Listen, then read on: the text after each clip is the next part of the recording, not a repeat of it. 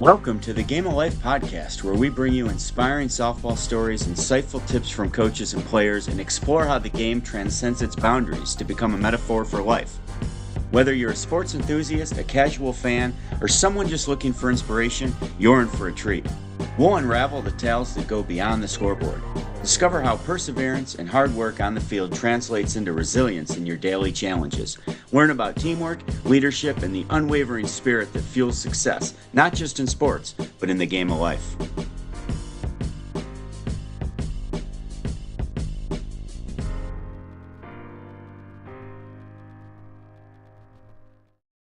We're back again. Alli, how are you? Good. How we doing? Excited to chat tonight. Yes, this is one of my favorite times of the week. So I want to give you a word tonight, and we're going to see where this goes for the next 20 minutes. But what comes to mind when you hear the word recruiting? Oh my gosh, like so broad. But no, I love this topic.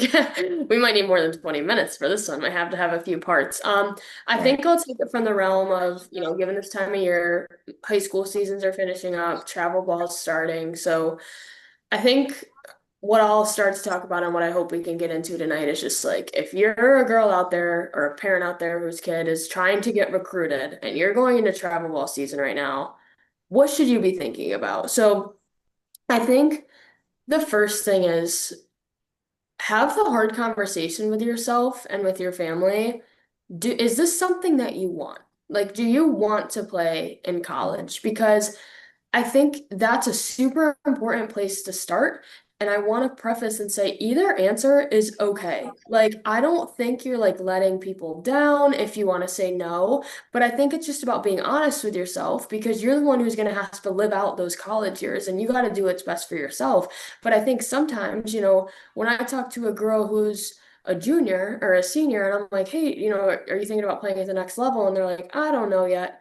The part I struggle with about that is there's thousands of girls out there. When you ask them that question, they're like, hell yeah. Excuse my language, but like, heck yeah, right? So they're saying, hey, I really want to do this. And if you're someone who's a maybe, you're probably not putting in the preparation that they are and setting yourself up to be successful like that person is, right? Are you developing your craft every week? Are you hitting extra? Are you doing extra things outside practice? Are you researching colleges? Are you seeing what colleges have your major? Are you seeing what their softball programs are doing?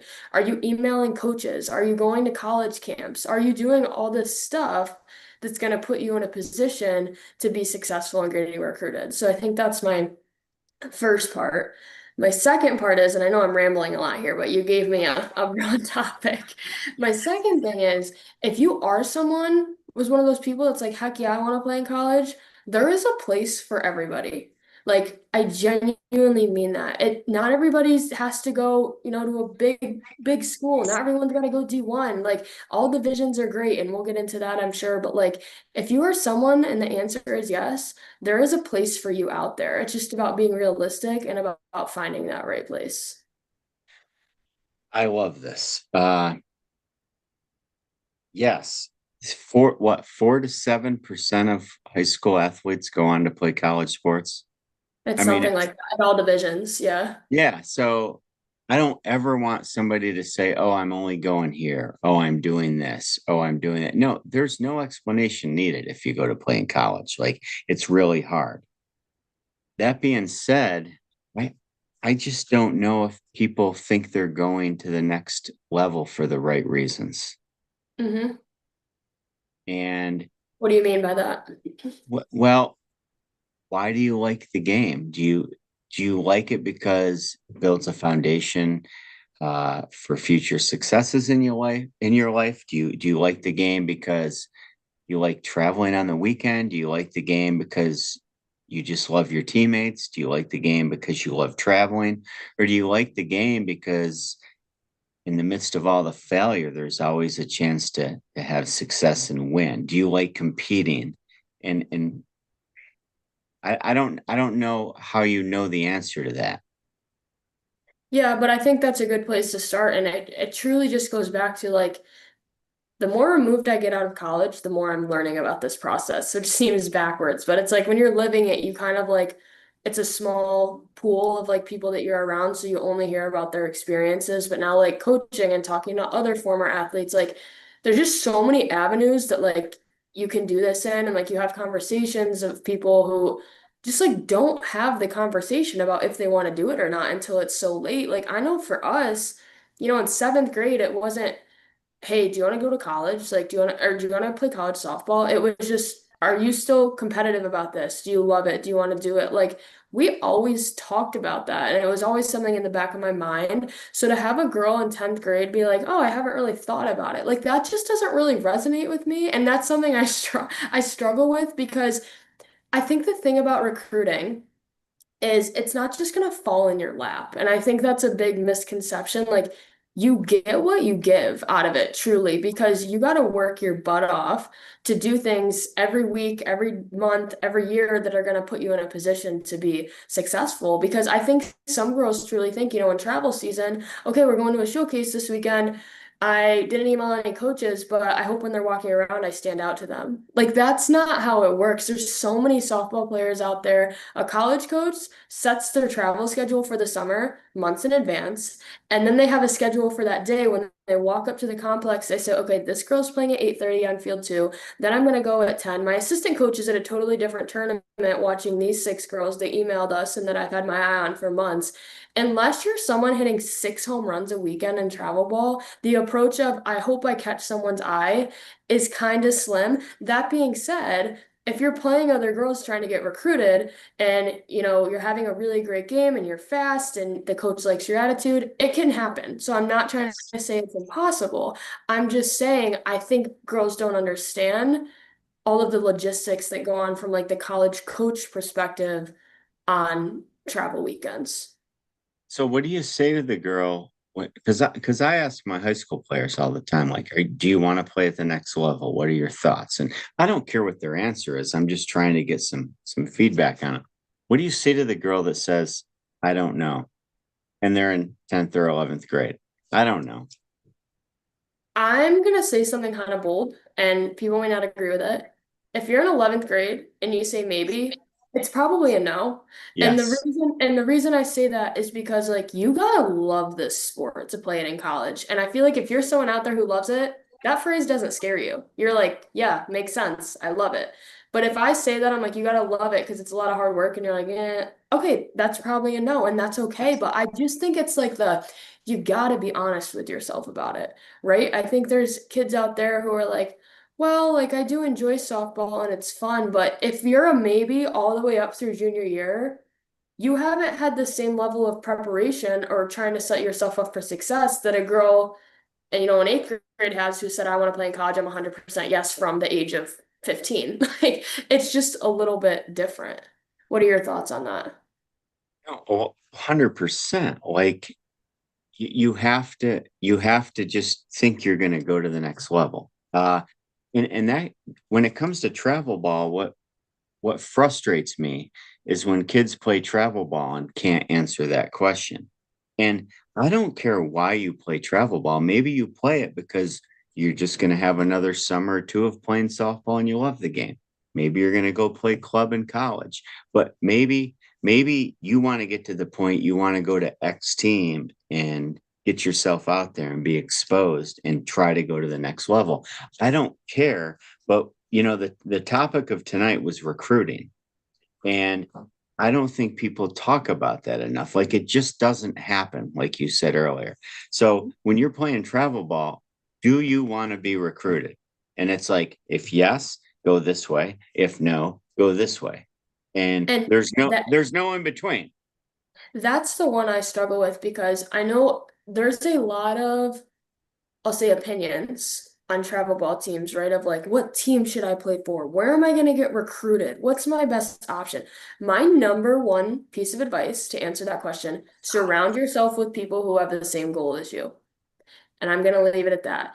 I did not say surround yourself with people you're friends with. I did not say surround yourself with whatever X reason. But I think the part that's hard is, you play with a group of girls from eighth grade up, let's say, or like seventh grade up, and all of a sudden, you're talking to your friends and you're like, I think maybe like I have a different goal than you. And that is 100% okay. Yep. Like, I hope everyone on this podcast knows, like, I tell my girls I coach, I will love you the same if you decide to play in college or not. But if you do, please let me know because I want to help you get there. And if you don't, that's okay. But I just want to know what your goals are so that we're aligned. And I think if you are someone who wants to get recruited, surround yourself with other people who want to get recruited. Because guess what? If all those girls, let's say every girl on your team emailed 10 schools before a weekend, guarantee you a few would show up. If you're the only one on your team emailing schools, that probability gets really, Yes. really low. Now add in every girl on the other team emailed 10 coaches too. Okay, maybe they came to watch the girl you're playing against, but by default, they're also watching you. So it's just putting yourself. I love the way you phrase that question instead of like, do you want to play in college? Do you want to get recruited? That's Right. the first step. It's really that simple. Like, set aside your friendships, and it doesn't, because again, if you go to another team, it doesn't mean you can't still be friends with the girls. 100%. A hundred Like, percent. and if you leave a team and people don't want to be friends with you, we've been through that, then shame on them, not shame on you. Because all you're trying to do is go find people that want the same goals as you. And if you Yes. have girls that like the hotels, or if you have girls that like to travel, or if you have girls that love playing softball but don't want to play in college, all those are okay, Hmm. but you have to separate yourself from them, or it's going to not end well for you, because the college coaches are coming to the teams where the girls want to be recruited. Well, I'll throw this analogy at you. So when you're, a freshman in college, you don't just major in the same thing as because all your friends are doing it. You take different classes because that leads you to the degree that you want. You're still friends with them, but you're not on the same path. Like I almost kind of Love that. obviously not the same situation, but you are on the journey you're meant to be on Yes. while supporting your friends with different goals than you. Are you allowed to change majors? Yeah. Okay, And I was just curious there, it's most because people do. and if you have good friends, they should be supporting whatever decision you make. And good families should be supporting the decision your family makes, because no one can make that decision but you. But as we get doing this, it just comes clearer and clearer. You have to ask yourself, do you want to be recruited? And then everything gets Now, clearer from there. yes, and I 100% agree. The only caveat I kind of see for the I don't know question, and hear me out on this one, is a girl who's being honest with herself saying, you know what, based on my talent level, I'd probably go D3. Like, I could probably play at a D3 school, but I really want to go to like an SEC college and I want to have a big football team and I want to do that. So I'm debating which one is more important to me because I see my skill set in softball, maybe, D3, maybe JUCO, whatever that is. But I kind of want the big school atmosphere. Like if a freshman or sophomore is telling me that, it's like, okay, like that's valid. But my thing is, in that situation, if you're a maybe, you should still be taking all the steps to get recruited. Because if you're not, you're going to get to be a junior and be like, well, I have no offers and I have no connections. I'm not going to play in college. Where you might as well put yourself out there and try and see what level you could possibly play at. What are your thoughts on that Well, situation? yeah, when people give that scenario, it's like a self-fulfilling prophecy. Like, well, I'd rather go to this great football school and probably get a D3 player. So they don't put themselves out there. How do you know that? Like, maybe you grow 3 inches next year, or maybe you throw the ball 7 miles per hour faster, or maybe you lift weights in the gym and hit bombs. Like, we don't, like, there's things you can do to some Mhm. extent. But if you just tell yourself you're not sure, like if you give yourself the I want to go watch football, or I want to play D2 or D3, that's what's going to happen. You're going to give yourself that choice, but you don't have to make that choice then. You can make that choice senior year. There's no harm But in if it. you don't put effort in, you're going to have one choice at Right. the It's end. that, yeah, it's like a self-fulfilling prophecy. Yeah. And it's okay. Like, I don't think there's anything wrong with kids saying, I want to go power five. I want to play here. I want to do this. Mhm. But I mean, because it means they want to play college softball. And the point of this is recruiting. Now you can have those different conversations. What are you doing? Where is your team showcasing at? What are you, what have you done? I mean, then you have to have those hard conversations. But sometimes a kid that would rather say, I want to go that way than I don't know, I can work with the person that says, I want to go this way because at least they want to play. Yeah, and I think too, like, I think it's a big misconception. Like, there's a lot of D2, D3, JUCO community college schools out there who are great, that are great from an education perspective.